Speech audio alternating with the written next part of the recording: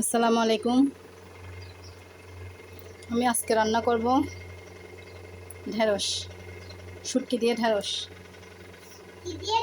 জানি না কে কীভাবে খান, আমরা শুটকি দিয়ে ঢেঁড়স রান্না করে খাচ্ছি।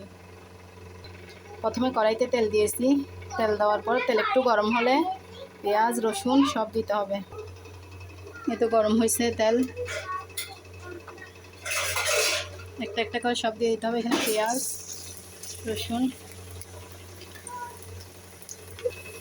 তো আমার রসুন আর পেঁয়াজটা যখন এইভাবে ব্রাউন কালার হয়ে আসছে তখন এটাতে একটা একটা সরে সব দিয়ে দিব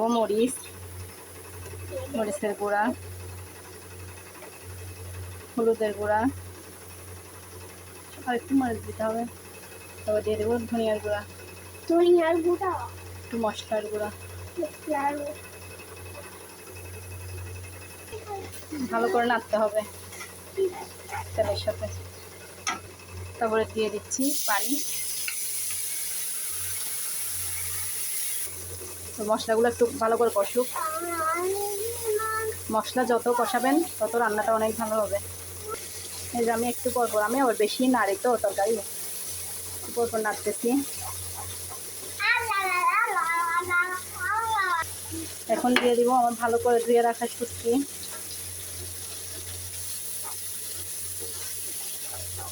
আমরা তো চিটাঙ্গারা এভাবেও খাই, অন্যভাবেও খাই, যে এরকমভাবে খেতে ভালোবাসি আর কি। তো আমার শুটকিগুলো দেওয়ার পরে একটু ভালো করে কষাবো,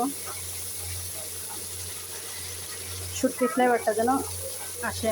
তাই আমার শুটকি কষানো হয়ে গেছে। এখন এই তো প্রথমে ধুয়ে তারপরে কাটছি, কেটে রাখা ঢেঁড়সগুলো দিয়ে দিব। তারপর নাড়াচাড়া করবো।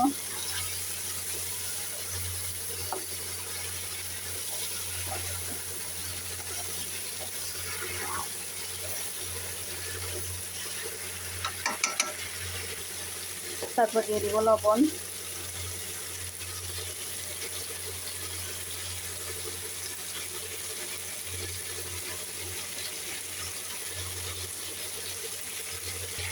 লবণ দিয়ে একটু নাড়তে হবে।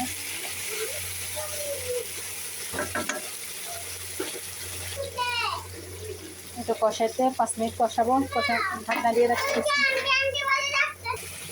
তো আমার ঢেঁড়সগুলো কষানো হয়ে গেছে, একটু পানি দিতে হবে।